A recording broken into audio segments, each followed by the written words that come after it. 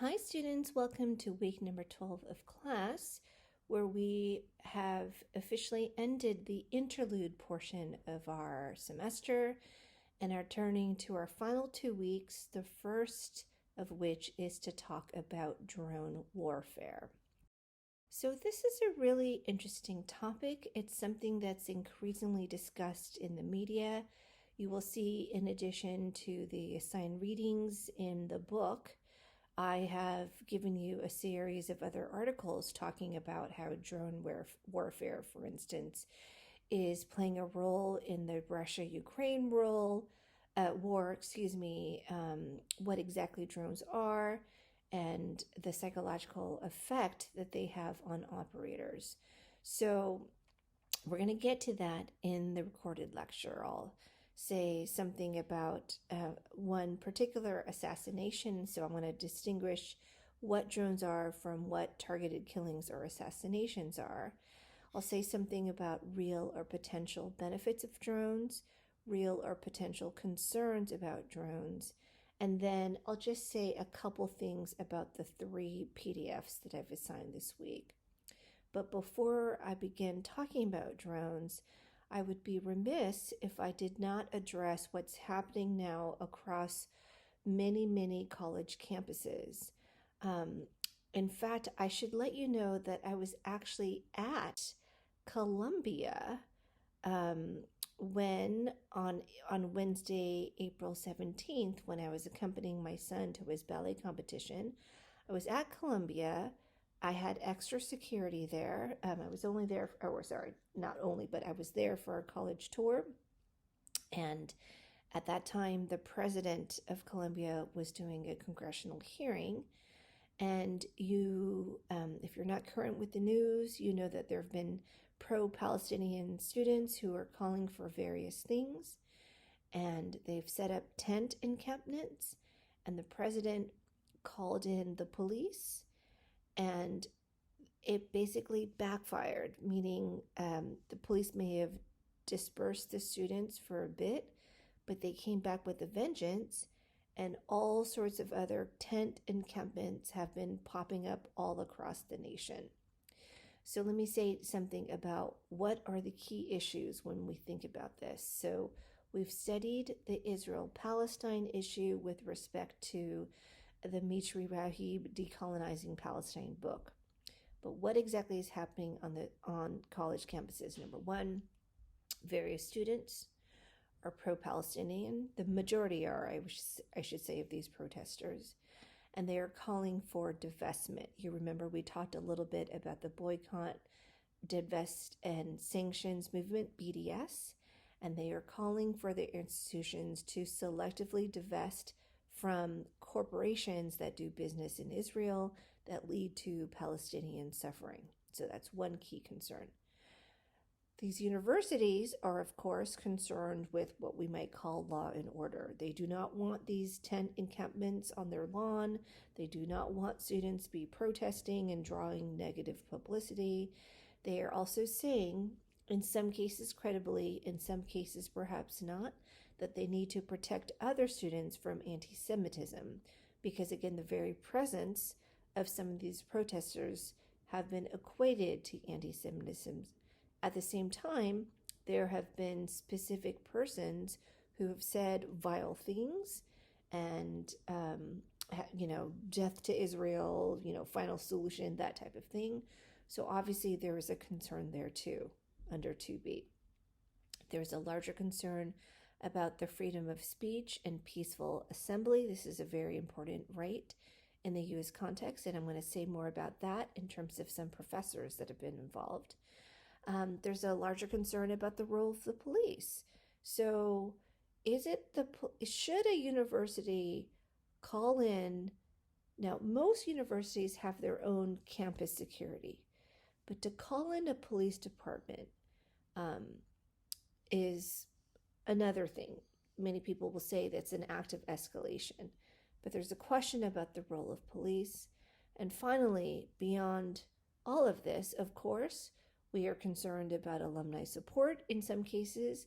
There have been congressional hearings So you remember that the president of Harvard and the president of UPenn ultimately lost their jobs because of the way they were responding to accusations of anti-Semitism on their college campuses. And then, of course, everyone's making references to the Vietnam War when you had student protesters and you had administrators and et cetera trying to clamp down on things.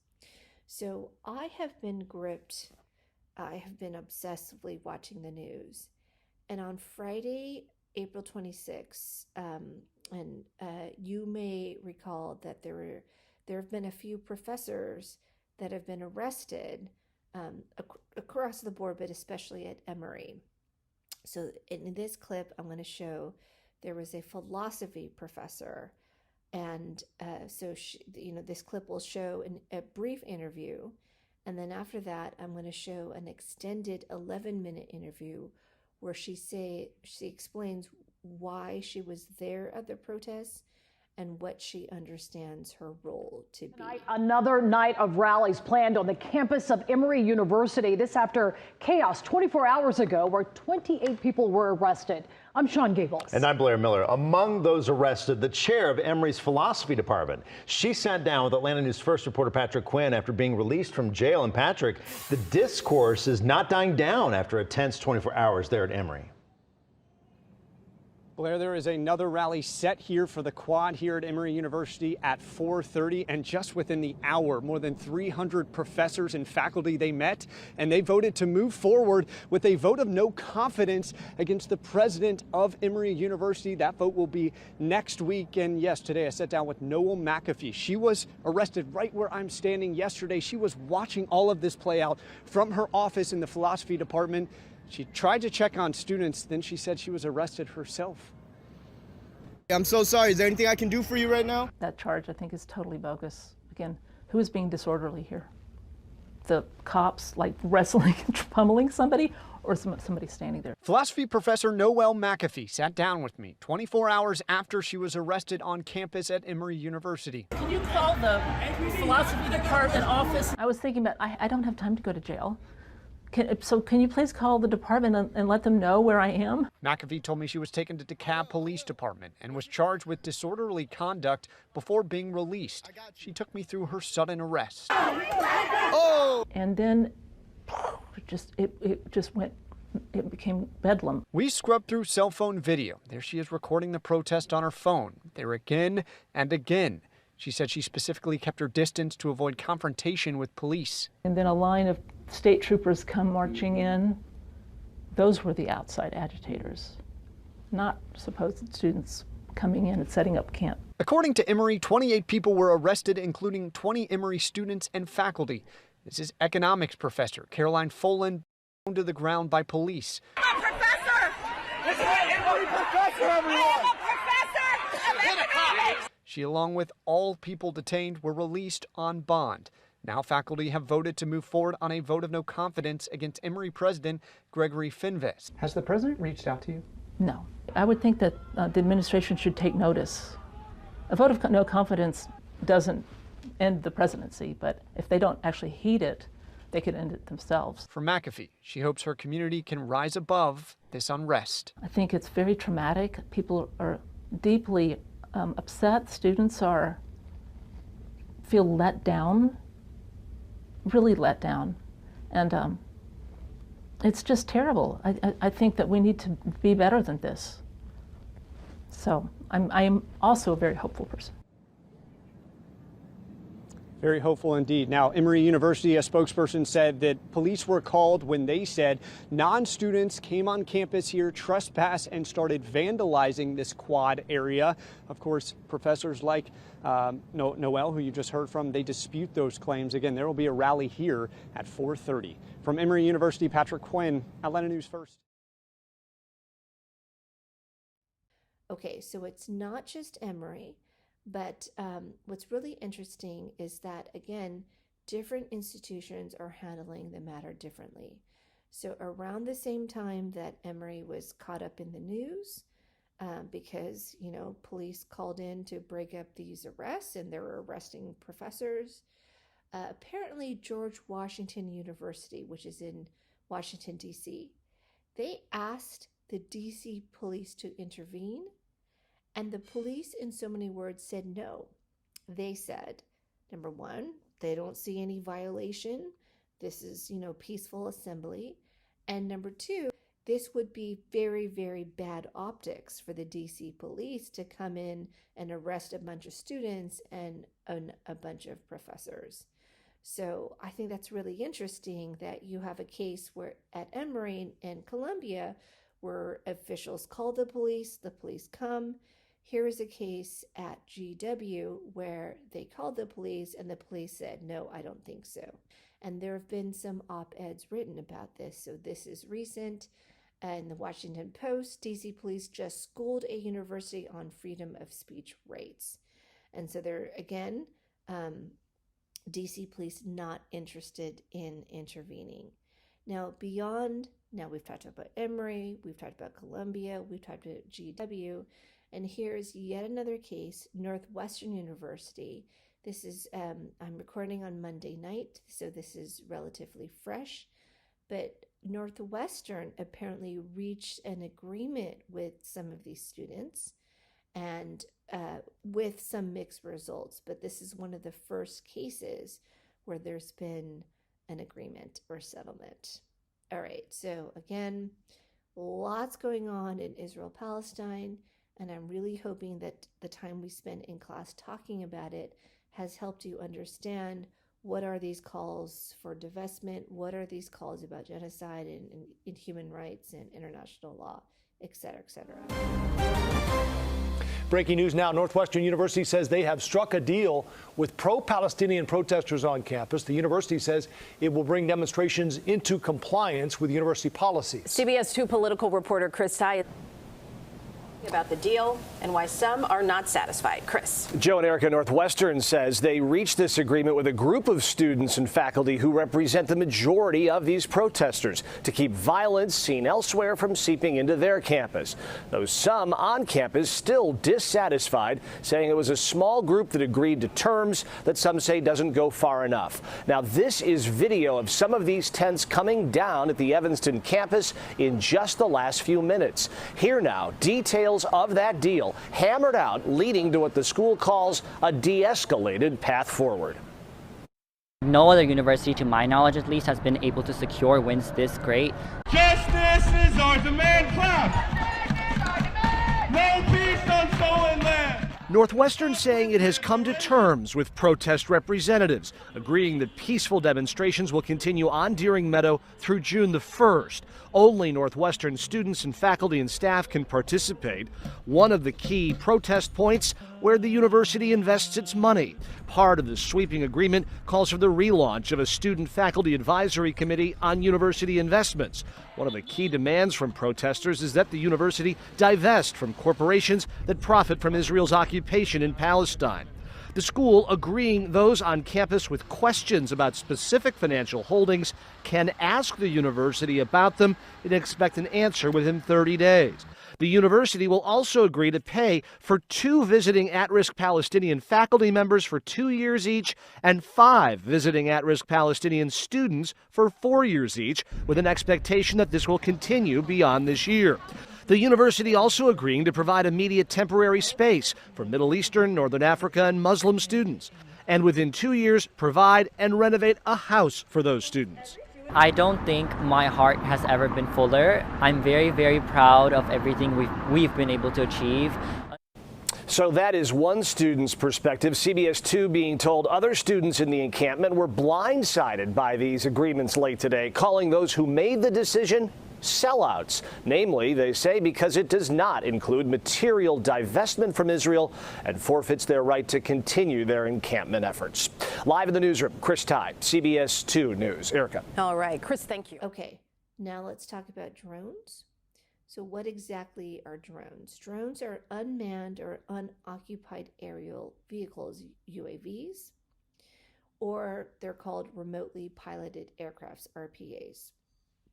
Now, the vast majority of these are used for surveillance. So they're just flying around, taking pictures and video of things. But some of them are armed.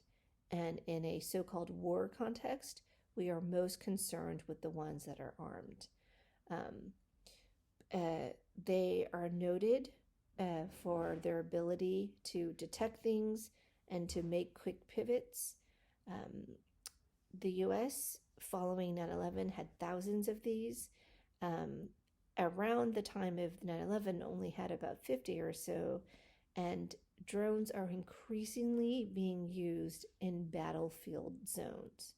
So that is what a drone is. There is some concern about the use of drones for assassination or targeted killings. And so then we have to answer the question, what exactly is that? An assassination is when you are trying to kill one person, right? An assassination by an outside force. So it's one thing for a state to capitally execute its own citizen. Here in the international case, we're talking about usually cross states, and this has been banned by international treaty and customary law. The U.S. has banned assassination in peacetime by an executive order, right? So the idea is that you don't have to assassinate someone. You can, put this person up for trial. Kenneth Himes, who has written this book called Drones and the Ethics of Targeted Killings, will define an assassination or targeted strike as a targeted killing done in peacetime by an authorized agent of a state and for a political motive. So if you do a targeted killing during war, we wouldn't call that an assassination, right? So, in fact, we think about snipers, what they do in war. So there's something about assassination and targeted killing being connected to peacetime, trying to take out one person. And an example that's used in a number of readings is the assassination of Qasem Soleimani. Now, this happened in January 2020. He was the head of Iran's elite Quds force, which is, a division of the Islamic Revolutionary Guard. He was considered, at the time of his death, the second most powerful person, second only to Khomeini. And he was killed during a drone airstrike near the Baghdad airport. Why is it controversial? Well, because it probably violated international law and also U.S. law. Again, because you're not supposed to go around assassinating people. So that's that. All right, so now let me say something about this book. I've only assigned 3 chapters. It's been edited by Professor Christian Enemark. He's a professor of IR at the University of Southampton, and you will see one of the chapters I assigned he also co-authored. I think this is an interesting book, interesting set of articles. If you get the chance, I'd encourage you to read the whole thing, but I've only assigned 2 of them. All right, so now I'm just going to speak more generally about drones, and then I'll conclude by saying something about the 3 chapters I've assigned. Okay, the first is when we're talking about real or potential benefits, of drones. Of course, people talk about, to the extent that the vast majority are used for surveillance, they can provide better observation because you can sustain it over longer periods of time. If you're in a manned aircraft, not only is there the fatigue of the pilot, but you can't have infinite amounts of fuel, right? So there's also no risk, to the people doing the observers because again, these are unmanned. So that is considered one potential benefit. A second is a better response time. So unlike a cruise missile where, you have the precision, you've put in your coordinates, you put a button, but it's not going to change course once you've plotted it. A drone can be manipulated in real time. You can do course corrections, right? When you are the operator looking at the TV screen, trying to make real-time course corrections. Of course, they're more cost effective when you compare them to manned aircraft. They're safer again for those using them. It does not require you to put the drone operator in harm's way. Some will say, well, therefore, it's less of a dramatic violation of national sovereignty than an armed force invasion if you can operate a drone from, let's say, your neck of the woods without actually having to invade. And again, there are discussions about increased effectiveness. So, it's just like when you go to a grocery store, there's like, you can check out by yourself. You don't actually have to have a person doing it for you. I mean, this is one step in the direction of removing the human operator, right? Well, I take that back. There's still a human operator because there's still someone controlling the drone, but that person isn't in the actual aircraft.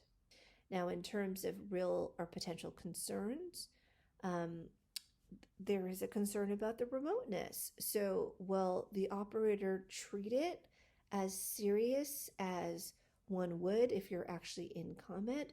Or are you going to treat it just like a video game where you just see little things on the screen and you push a button and try to kill them? There's also been a lot of concern about, this warrior's ethic. That this seems very asymmetrical. If I'm a soldier and I'm meeting another soldier on the battlefield, the idea is that both of us are experiencing mutual risk. But now if I'm in a little trailer, in a truck or something, and I'm thousands of miles away from the arena of war, that seems like, some people say that there's something wrong with that asymmetry. Now, having said that, what they're finding in terms of moral injury or, psychological effects is that actually drone operators suffer the same type of war trauma in having killed. In fact, as you'll see in some of the readings, in some cases, they're studying their targets for weeks or months. They get to know them very intimately. They get to see them hugging their family and friends and buying coffee and, going about their days. They actually can form something like a very intimate surveillance relationship.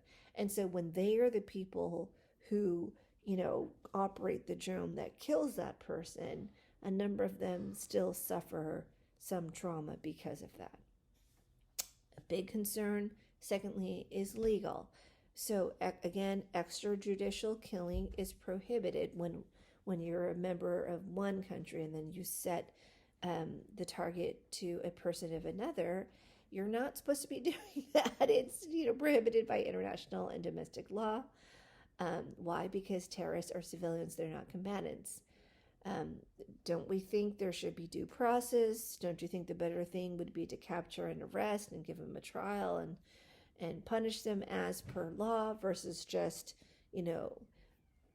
set out a target to kill them, right? So again, the legal status of assassination.